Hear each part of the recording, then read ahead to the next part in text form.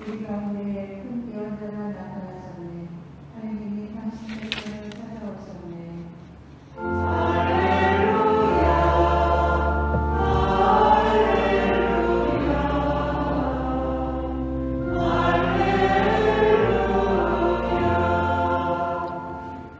주님께서 여러분과 함께 마르코가 전한 거룩한 복음입니다.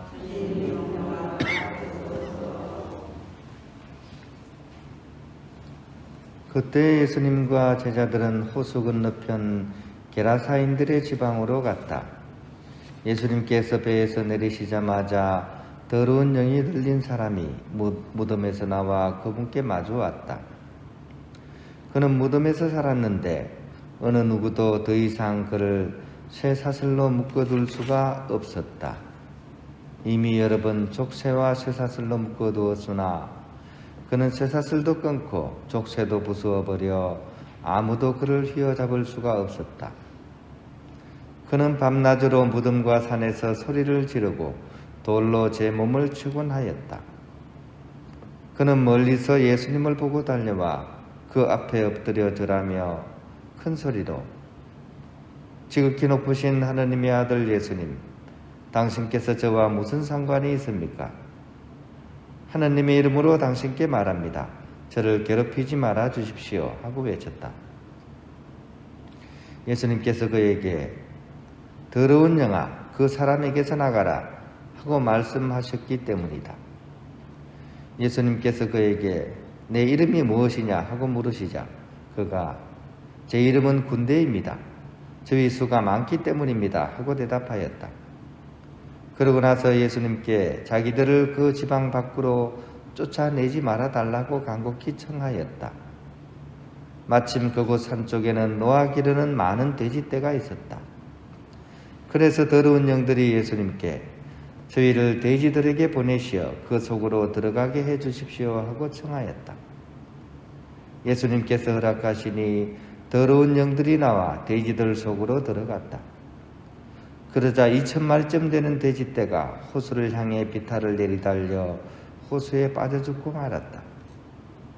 돼지를 치던 이들이 달아나 그 고을과 여러 촌락에 알렸다. 사람들은 무슨 일이 일어났는지 보려고 왔다. 그들은 예수님께 와서 마귀 들렸던 사람, 곧 군대라는 마귀가 들렸던 사람이 옷을 입고 제 정신으로 앉아있는 것을 보고는 그만 겁이 났다. 그 일을 본 사람들이 마귀 들렸던 이와 돼지들에게 무슨 일이 일어났는지 그들에게 이야기해 주었다. 그러자 그들은 예수님께 저희 고장에서 떠나 주십사고 청하기 시작하였다. 그리하여 예수님께서 배에 오르시자 마귀 들렸던 이가 예수님께 같이 있게 해 주십사고 청하였다. 그러나 예수님께서는 허락하지 않으시고 그에게 말씀하셨다. 집으로 가족들에게 돌아가 주님께서 너에게 해주신 일과 자비를 베풀어 주신 일을 모두 알려라. 그래서 그는 물러가 예수님께서 자기에게 해주신 모든 일을 데카폴리스 지방에 선포하기 시작하였다. 그러자 사람들이 모두 놀랐다. 주님의 말씀입니다. 평안드립니다.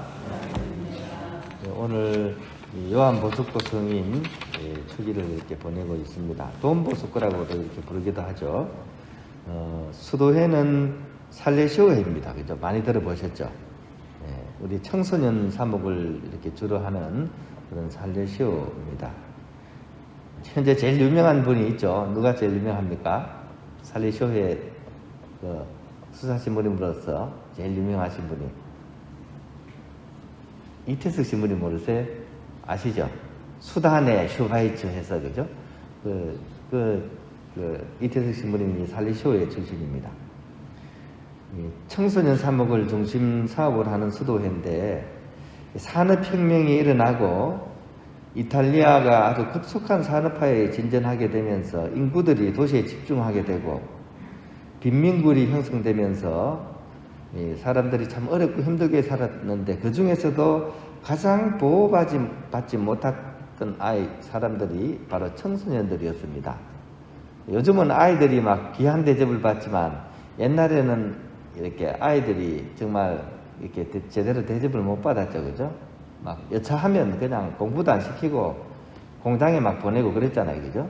특히 산업화가 이렇게 일어나던 이 시기 때는 더욱더 그랬죠. 노동자는 많이 필요하고 하다 보니까 다 노동자로 썼는데 특히 아이들은 돈도 적게 주고 일도 많이 시킬 수가 있었죠. 그래가지고 막 애들을 그냥 싼 값에 막 이렇게 그 자본가들이 막 부려먹었던 거죠. 하루에 열 몇 시간씩, 그죠? 그렇게 막 노동을 시키고 하던 그런 시절이었습니다. 이제 그러다 보니까 이제 막 아이들이 방황을 많이 했겠죠, 그죠? 그러니까 요한 보스코 성인은 바로 그런 뒷골목에서 보호받지 못하는 그런 방황하는 아이들, 전쟁고아들, 또 교도소에서 만난 아이들, 바로 미래를 책임지지 아이들에게 관심을 가지고서 이들을 바른 길로 인도하는데 자신의 전생애를 바친 성인, 그 성인이 바로 오늘 우리가 기념하는 요한 보스코 성인입니다. 핵심적인 가르침 중에 하나가 예방교육입니다. 예방주사 중요하죠, 그죠? 지금 우리 코로나19 때문에 뭐 맞습니까? 다 막 예방주사 맞죠? 부스트샷까지 대부분 다 맞았죠, 그죠? 병을 이렇게 우리 몸으로서 겪기 전에 예방주사를 통해서 미리 준비를 하면 병을 우리가 이겨나갈 수 있는 거죠. 그것처럼 이 아이들에게 사랑의 주사를 주는 거죠. 그러니까 영육간에 도움이 되는 그런 사랑의 주사를 주려고 했던 것입니다. 그래서 이제 미리 이제 어려운 일기를 방지하는 거죠. 한번 아이들이 빗나가고 난 후에 10배, 100배의 노력을 기울여도 그게 잘 안 됩니다. 그죠? 이렇게 아이들 키워보신 분은 아시겠지만 애들 한번 빗나가면 그거 붙잡기가 여간 힘든 게 아닙니다. 그죠? 그 이전에 예방해야 되는 거죠. 그래서. 그리고 그 원리는 바로 사랑의 원리입니다. 제가 그 수도원에 와서 교육기 때 이제 약간 청소년이나 이런 데 약간 관심이 있어가지고 일부러 이제 살레시오에 이렇게 한번 캠프를 한 2번 정도 다녀왔습니다. 굉장히 힘든 여정이에요. 막 그 애들 이렇게 데리고 여름 내도록 캠프를 하는 거죠. 그러니까 한번 캠프를 하면 2박 3일인데 이걸 8차, 9차 막 이렇게 합니다.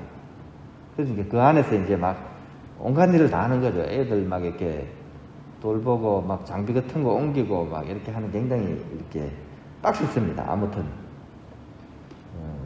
저희들한테는 특히 좀 더 힘들었던 것 같아요. 저희들은 거지 영성 아닙니까, 그죠? 프란치스칸들 빈둥빈둥 이런 걸 좀 좋아하는. 근데 막 빡세게 막 이거 하고 저거 하고 막 집 날라야 되고, 그죠? 막 그렇게 하다 보니까 진짜 고역이었어요. 근데 그런 가운데 참 놀라운 게 뭐냐 하면 피곤하니까 여차하면 좀 쉬고 싶어요. 특히 우리는 좀 조용하고 고요한 시간이 좀 있어야 돼. 그래야지 그 시간에 묵상도 하고 또 막 이렇게 관상기도도 하고 이렇게 막 하는데 이거는 아침부터 저녁까지 계속 움직이니까 나중에 그게 너무 힘들더라고요. 제발 좀 조용한 시간이 있었으면 좋겠다 이런 생각이 드는데 가끔씩 쉬는 시간이 주어지거든요. 그때 놀라운 광경을 봐요. 우리는 피곤하니까 그냥 막 이렇게 좀 쉬고 싶은데 쉬는데 살레시오의 수사님들은 쉬는 시간 때 애들한테 들어가서 놀면서 쉬더라고요. 이게 우리하고 너무 다르더라고요. 우리는 좀 들어누워서 그냥 한적한 시간에서 쉬어야 되는데 아니 무슨 수사님들은 뭐 용가리 똥표도 아닌데 그 쉬는 시간 때 애들하고 막 그렇게 막 장난치고 하면서 그게 싱글해. 너무 이상하더라고요. 그게 왜 그렇게 하냐고 물어보니까 이게 우리 정신이다. 아시덴테 정신이다. 이렇게 불러요. 아시덴테. 이게 이제 그 영어로는 그죠? 어시스턴트. 그죠? 지지해주고, 동반해주고, 함께 해주고. 그런 정신인 거죠. 이게 참 이렇게 저한테는 굉장히 좀 참 특별하다 이렇게 다가왔습니다. 또 그런 여정 중에 또 이렇게 그때 이제 저는 그때는 몰랐죠. 그때 이태석 신부님이 이제 수단 갔다가 한 4년 정도 지내고 모금을 하러 왔을 때 그 캠프에 와가지고 캠프하는 그런 이렇게 같은 수도의 수사님들 격려해주기 위해서 방문을 했었어요. 그래 막 같이 막 얘기도 나누고 뭐 이렇게 했던 그런 시간도 있었습니다. 이 손으로 악수도 했어요, 그죠? 나중에 저하고 악수하시면 이태수 신부님하고 한 악수한 거하고 비슷해지겠죠. 예. 근데 이제 아무튼 그때 참 그런 체험을 이렇게 많이 했었습니다. 참 살레시안들이 참 아이들에 대한 사랑이 참 크구나. 이제 명절도 이제 다가오고 그죠? 우리 오늘 이 성인의 특기를 보내면서 우리들의 그런 손자, 손녀 또 아니면 우리 아들, 딸들의 어떤 교육에 대해서 한번 생각해 보면 좋을 것 같아요. 우리가 이렇게 바로 요한 보스코 성인의 그런 정신을 본받아서 우리의 자녀들을 교육한다면 참 훌륭한 자녀를 키울 수가 있습니다. 아시덴테 정신으로 사랑과 정성을 쏟아서 그렇게 키우면 잘 키울 수가 있습니다. 좋은 모범을 보여주면서. 훌륭한 자녀들보다 더 귀중한 것이 어디 있겠습니까? 또 이 자녀들을 잘 키우는 것보다 더 큰 투자가 또 어디 있겠습니까? 근데 요즘 부모들은 너무 어떻게 보면 이렇게 이기적으로, 계산적으로 이렇게 키우기 때문에 결국은 저만 아는 괴물로서 이렇게 바뀌어가는 그런 경우를 많이 보게 됩니다. 뭐 제가 이제 아이를 안 키웠다 보니까 함부로 할 수 없는 얘기지만 막 애들 학원 막 4군데 5군데 막 그렇게 보내더라고요. 그래 보내고 막 그러면서 잘 키운다고 생각해요. 애들 원하는 거 다 해주고 그죠? 그러면 애들이 막 잘 이렇게 자란다고 생각하는데 안 그렇죠? 무조건 쏟아만 주면요 저만 아는 그런 애로 성장하게 되는 거죠. 지금 선거가 이제 얼마 안 남았는데 이 선거를 앞두고 세대를 제가 한번 살펴보는데 제일 기가 막힌 세대가 지금 20대입니다. 왜냐하면 옛날에는 20대가 세상을 바로잡았거든요. 그렇지 않습니까? 민주화 운동하고 그죠? 세상이 막 힘있고 돈 있고 이런 사람들 편에 기울어져 갈 때 젊은 사람들이 뛰쳐나와가지고 우리 세상이 그래서는 안 된다 하면서 세상을 바로잡기 위해서 이렇게 핵심적인 그런 위치를 잡았던 사람들이 20대입니다. 근데 지금 20대 한번 보세요. 지금 선거 앞두고 어떻게 하고 있는지. 완전 실종이죠. 그런 사람들, 그죠? 세상을 생각하고 우리나라의 미래를 생각하는 젊은이들은 완전히 실종되어 버렸습니다. 있기야 있겠죠. 근데 자기 목소리 하나도 못 내는 그런 상황이 되어 버렸습니다. 왜 그렇게 됐겠습니까? 우리가 그렇게 키운 겁니다. 사랑과 정성을 통해서 아이가 잘 자라서 세상을 위한 그런 사람이 되도록 키운 게 아니라 부모도 똑같은 얘기 한 거죠. 돈이 최고다. 뭐니 해도 머니다. 네 이득을 위해서 살아야지 뭘 남을 돌아봐. 이렇게 키운 겁니다. 그러니까 이런 청년들이 지금 이 중요한 순간에 이러고 앉았습니다. 그죠? 이 아이들이 이제 더 자라가지고 국가 지도자가 되면 어떻게 되겠습니까? 국민 전체를 위한 그런 세상을 만들겠습니까? 자기 이익만을 위해서 상대방을 그죠? 매몰시키고 그죠? 그런 세상을 만들 거 아닙니까? 그죠? 이게 참 불행이 이제 끊이지 않는 그런 세상으로 나아가 그런 조짐이 벌써 여기 보이고 있는 거죠.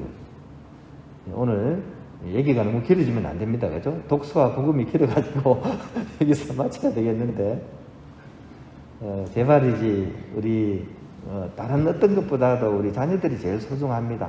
자녀들이 이끌어갈 이 세상이 서로 위해주고 사랑하고 또 서로 이렇게 자기 실현을 해나갈 수 있는 그런 세상이 될 수 있도록 좀 늦었지만 지금부터라도 그죠?